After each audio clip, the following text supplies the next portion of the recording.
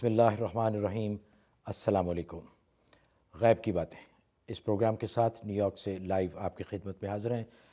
میں ہوں محمود احمد آوان اور ہمارے ساتھ ہمارے معزز مہمان گرامی ہیں حضرت مولانا مفتی منیر احمد آخون۔ حضرت السلام علیکم۔ وعلیکم السلام۔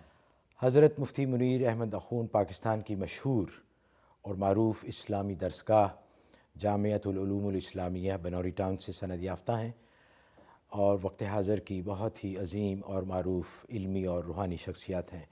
آپ نے اپنے دور کی معروف علمی اور روحانی شخصیات سے بھرپور استفادہ حاصل کیا۔ یہ ہماری خوش قسمتی ہے کہ اتنی عظیم شخصیت اس مادی دور میں ہمارے ساتھ ہر اتوار کو اپنا وقت نکال کے حضرت تشریف لاتے ہیں اور آپ کے مسائل اور ان کا حل قرآن و سنت کی روشنی میں آپ کو بتاتے ہیں۔ حضرت کیسے ہیں؟ الحمدللہ۔ حضرت آج طبیعت واقعی بہت بوجھل ہے۔ آج پاکستان میں جو واقعہ ہوا ہے، ایسے واقعات تو ویسے ہر روز کوئی نہ کوئی واقعہ ایسا سننے میں آتا ہے، لیکن آج تو بہت ہی طبیعت خراب ہے، اسپیشلی جو 2 مئی کو ہوا۔ پھر اس کے بعد آج پاکستان کی نیوی کا جو ہیڈ کوارٹر ہے وہاں ایک نیول شپ PNS مہران، اس کے اوپر دہشت گردوں نے حملہ کیا۔ یہ ایک بہت ہی لمحہ فکریہ ہے ہمارے لیے۔ ہمارے انفرادی مسائل تو اپنی جگہ، لیکن میں سوچتا ہوں کہ امت اجتماعی طور پر آج کل بہت پریشان ہے۔ ہر قسم کی پریشانی، پستی، ذلت، ہر کوئی ہم پہ تہمت لگا رہا ہے، ہر کوئی مسلمانوں کو برا بھلا کہہ رہا ہے۔ تو حضرت اس بارے میں فرمائیے کہ بحیثیت امت اجتماعی طور پہ ہمیں کیا کرنا چاہیے؟ کوئی توبہ کا عمل کرنا چاہیے، اللہ سے دعا کرنی چاہیے، یا ہم پہ کیا ذمہ داری ہے کہ اس وقت جو دور ہے اتنی مشکل کا اور پریشانی کا، اس میں بحیثیت امت ہمیں کیا کرنا چاہیے؟ نحمدہ ونصلی ونسلم علی رسولہ الکریم، اما بعد۔ اس میں شک نہیں کہ پاکستان میں جو آج واقعہ ہوا بڑا دلدوز واقعہ ہے۔ ہم ان شہداء کے لیے بھی دعا گو ہیں، اللہ تبارک و تعالی ان کے درجات بلند فرمائے۔ ان کے ورثاء کے لیے بھی دعا گو ہیں کہ ان کو صبر جمیل عطا فرمائے، اور ملک و ملت کے لیے بھی دعا گو ہیں کہ اللہ اس کے ذرے ذرے کی حفاظت فرمائے۔ حقیقت تو یہ ہے کہ قرآن کریم میں اللہ تبارک و تعالی نے اس بات کو واضح کر دیا ہے کہ جو مصائب آتے ہیں اس کی بنیاد کیا ہے۔ وما اصابکم من مصیبت فبما کسبت ایدیکم، کہ کسی بھی قسم کی مصیبتیں جو تم پہ ٹوٹتی ہیں اس کی بنیاد تمہاری اپنے ہاتھوں کی کمائی ہے۔ انسان کا اپنا عمل، قول، اپنا فعل اور حال ہی اس کی وجہ بنتا ہے۔ باقی جو حالات اس وقت پوری امت کو درپیش ہیں، اس کے حوالے سے قرآن کریم 1400 سال پہلے ہمیں رہنمائی کر چکا ہے۔ چنانچہ سورۃ آل عمران کی آیت نمبر 186 میں اللہ تبارک و تعالی ارشاد فرماتے ہیں کہ لَتُبْلَوُنَّ فِي أَمْوَالِكُمْ وَأَنفُسِكُمْ، کہ ضرور بضرور تمہیں آزمایا جائے گا تمہارے مالوں اور تمہاری جانوں کے نقصان کے بارے میں۔ وَلَا تَسْمَعُنَّ مِنَ الَّذِينَ أُوتُوا الْكِتَابَ مِنْ قَبْلِكُمْ وَمِنَ الَّذِينَ أَشْرَكُوا، اور ضرور بضرور تم سنو گے اہل کتاب سے اور مشرکین سے اذًا کثیرہ، دلوں کو دکھانے والی باتیں، اذیتناک باتیں تم ضرور بضرور سنو گے۔ اب اس وقت مسلمان کیا کریں؟ تو آگے ہدایت دے دی، وَإِن تَصْبِرُوا وَتَتَّقُوا، اگر تم صبر و تقوی اختیار کرو گے تو فَإِنَّ ذَلِكَ مِنْ عَزْمِ الْأُمُورِ، یہ ہمت والوں کی باتیں ہیں۔ تو گویا کہ اس وقت امت کو صبر و تقوی کا دامن پکڑنا ہے، ٹالرنس کے ساتھ، تحمل بردباری کے ساتھ اپنی زندگی کو آرگنائز کرنا ہے۔ اس لیے کہ آج آپ دیکھیں کہ مسلمانوں کی صفوں میں تشدد اور اختلاف ہے، اور یہ اختلاف تو اتنی بری چیز ہے کہ سرکار دو عالم صلی اللہ علیہ وسلم کے زمانے میں 2 مسلمان آپس میں جھگڑنے لگے ہیں تو اللہ تبارک و تعالیٰ کی لیلۃ القدر کی تاریخ کی جو رحمتی اٹھ گئی، جبکہ آپ صرف دو شخص آپس میں تو میں کیا، انہوں نے اس بنیاد پہ اللہ تعالیٰ نے وہ اتنی بڑی رحمت کو اٹھا لیا، جبکہ آپ صلی اللہ علیہ وسلم کی بابرکت شخصیت موجود ہے۔ تو آج آپ دیکھتے ہیں کہ آج تو جو حال ہے، لوٹ گھسوٹ ہے امت کے اندر، تو یہ تشدد اور اختلاف، اس لیے قرآن نے بھی کہا وَلَا تَنَازَعُوا فَتَفْشَلُوا وَتَذْهَبَ رِيحُكُمْ، کہ تم آپس میں تنازع نہ جھگڑا نہ کرو اور آپس میں، ورنہ تم پھسل جاؤ گے اور تمہاری جو ہے ہوا اکھڑ جائے گی۔ تو آج جو امت ہلکی ہوئی ہوئی ہے اس کی بنیاد یہی ہے کہ آج صفوں کے اندر جو تشدد ہے، آپس میں دلوں کے اندر جو کدورت ہے، وہ بنیاد ہے۔ اس کا حل یہ ہے، صرف ایک چھوٹا سا حل ہے، وہ ہے اتحاد اور محبت، کہ جب اتحاد اور محبت صفوں کے اندر پیدا ہو جائے تو اللہ تبارک و تعالی خود قرآن کریم میں کہہ چکا ہے کہ وَأَنْتُمُ الْأَعْلَوْنَ إِن كُنتُم مُؤْمِنِينَ، اگر تم جو ہے مومن ہو، سچے مومن بن جاؤ تو تم ہی بلند رہو گے۔ اور ایمان کا بنیادی تقاضا اتحاد اور محبت ہے کہ مسلمانوں میں اتحاد اور محبت ہو۔ اب لوگ یہ کہتے ہیں جی اتحاد محبت کیسے پیدا ہوگی، اتنی بڑی امت ہے۔ بڑا آسان سا نسخہ ہے، وہ یہ کہ ہر مسلمان اپنے گھر میں بیٹھے ہوئے دوسرے مسلمان سے اپنے دل کو صاف کر لے، واہ، بس، اور اس کے ساتھ دل کی چاہت کے ساتھ اس کے ساتھ محبت کا اظہار کرتے ہو، خدا سے اس کے لیے خیر مانگے۔ تو جیسے یہ حالات قلوب بدلنے لگیں گے، اللہ تبارک و تعالی قالب کو بھی بدل دیں گے اور خدا کی رحمت ساتھ لیں۔ اچھا حضرت، اعمال کے اعتبار سے بھی کچھ بتائیے کہ اس وقت امت کا جو حال ہے اعمال کے اعتبار سے وہ بھی بہت پتلا ہے، جی جی، تو اس سلسلے میں بھی کوئی توبہ کی طرف رجوع بھی کرنا اس میں چاہیے؟ ظاہر ہے کہ توبہ تو بنیاد ہے ہر چیز کی۔ تو ایسے حالات جو اس وقت درپیش ہیں پوری امت کو، تو اس کے لیے جیسے کہ احادیث کے اندر بھی قنوت نازلہ کا اہتمام کیا جاتا تھا، تو یہی درخواست ہے امت کو، اور پاکستان میں خاص طور پہ، بلکہ میں سمجھتا ہوں کہ وہاں علماء کرام کو یہ اعلان عام کر دینا چاہیے کہ پاکستان میں قنوت نازلہ کا اہتمام کریں، قنوت نازلہ شروع کر دیں، اور اس کے علاوہ جو ہے اعمال و اشغال اپنے گھروں کے اندر اللہ تبارک و تعالیٰ کو یاد کریں، اجتماعی توبہ کا اہتمام کیا جائے، تو انشاءاللہ اللہ تبارک و تعالیٰ کی رحمت ہو جائے گی، تو سب حالات سازگار ہو جائیں گے۔ اچھا حضرت، کالز کا سلسلہ بھی شروع کرتے ہیں۔ پہلی کال، جی السلام علیکم۔ وعلیکم السلام۔ جی کون، کہاں سے؟ سر میں بالٹیمور سے بول رہی ہوں، محمودہ۔ جی جی فرمائیے۔ میرے 2-3 سوال ہیں۔ سب سے پہلے تو آپ کے پروگرام کی بہت بہت تعریف کرتی ہوں، بہت بہت شکریہ آپ کا۔ ہم بہت کچھ سیکھنے کا موقع ملتا ہے۔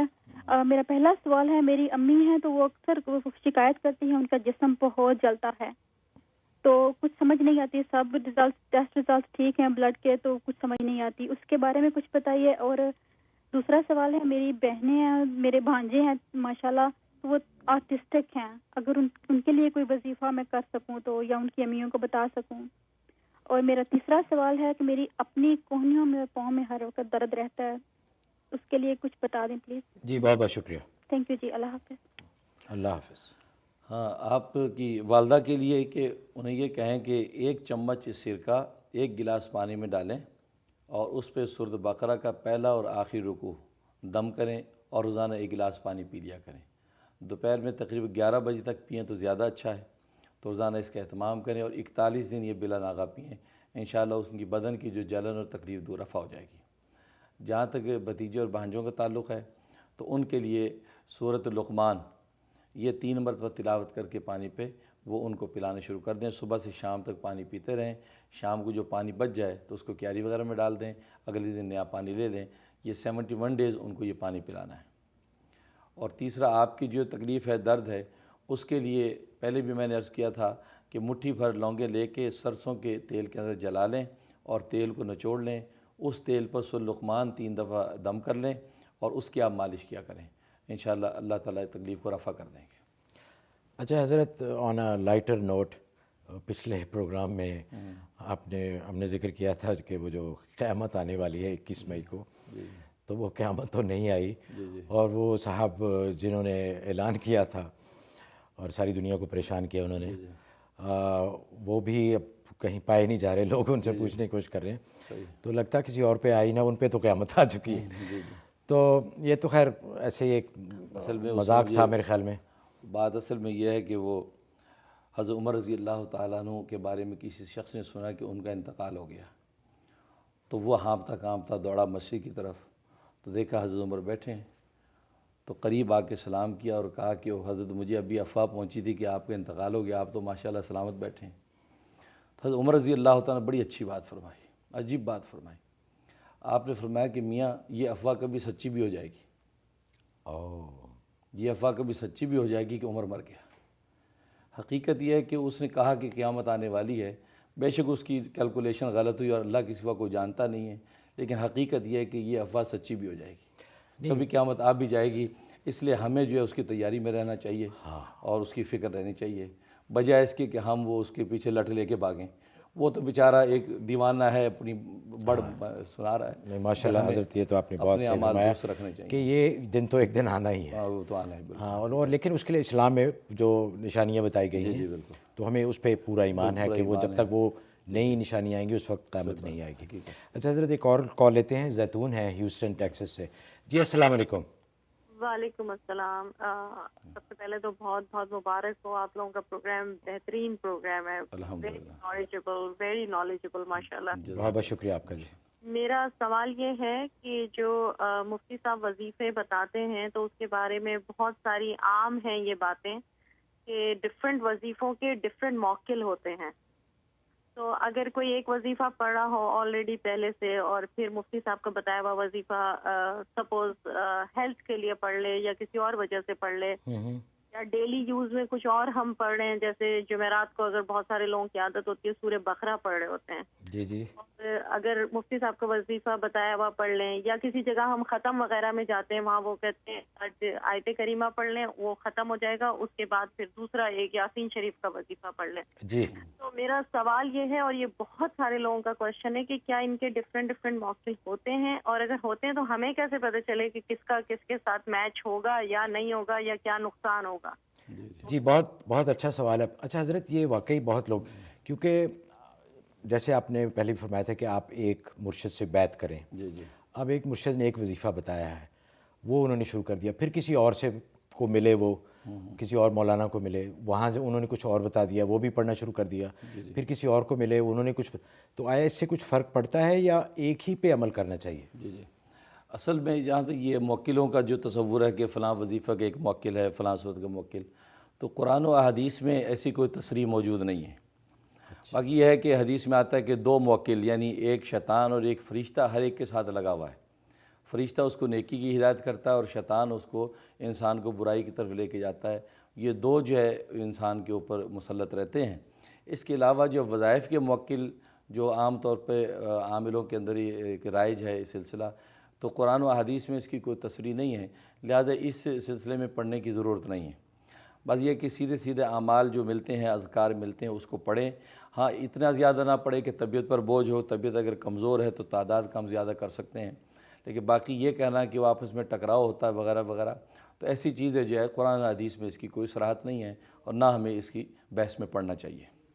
اچھا حضرت ایک مسئلہ ہے جس کا جو ہم مسلمان غیر ممالک میں, خاص طور پہ یورپ اور امریکہ میں رہتے ہیں, ہمیں اس سے بڑا واسطہ پڑتا ہے, وہ ہے حلال اور حرام کا.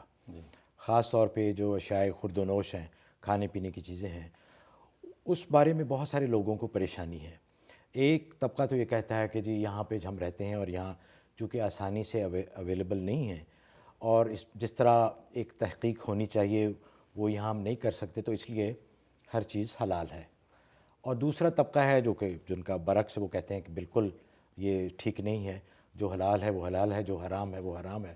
تو اس بارے میں کیا فرماتے ہیں آپ؟ اصل میں اس بارے میں دارالعلوم دیوبند کے مفتی اعظم مفتی نظام الدین اعظمی رحمۃ دامت برکاتہ العالیہ نے اپنے نظام الفتاویٰ میں بڑی اچھی بات لکھی ہے, اور وہ انہوں نے الاشباح والنظائر, یہ فقہ کی بڑی مستند ایک کتاب, اس کے حوالے سے لکھا ہے کہ جن ممالک میں حلال حرام دونوں طرح کی چیزیں ملتی ہیں, جیسے امریکہ یورپ ہیں, تو حلال حرام دونوں طرح کی چیزیں جہاں ملتی ہوں, تو وہاں کسی چیز کے حرام ہونے کے لیے اس پر ثبوت ضروری ہے. اگر اس کی حرمت پر آپ کے پاس ثبوت ہے تو وہ چیز حرام ہے, وہ حلال نہیں. اگر اس کی حرمت پر آپ کے پاس کوئی ثبوت نہیں ہے تو اس کو حلال کنسیڈر کیا جائے گا شریف فتوے کی روح سے. چنانچہ یہاں پر اس کے ریپر پہ دیکھیں انگریڈینٹس جو لکھے ہوئے ہیں, ان انگریڈینٹس کے اندر اگر کوئی ایسی چیز ہے تو ظاہر ہے کہ پھر وہ حرام. یا یہاں کمپنی کو کال کریں تو وہ دیانتداری سے آپ کو بتاتے ہیں کہ اس میں اینیمل انزائم ہیں یا کوئی ایسی چیزیں ہیں, تو وہ چیز حرام کنسیڈر ہوگی. لیکن اگر آپ کو ایسا کوئی ثبوت فراہم نہیں ہوا تو وہ چیز شریف فتوے کی روح سے حلال کنسیڈر ہوگی, آپ اس کو استعمال کر سکتے ہیں. ویسے آپ کا دل نہ مانے تو آپ کی مرضی ہے, لیکن وہ حرام قرار نہیں دی جائے گی.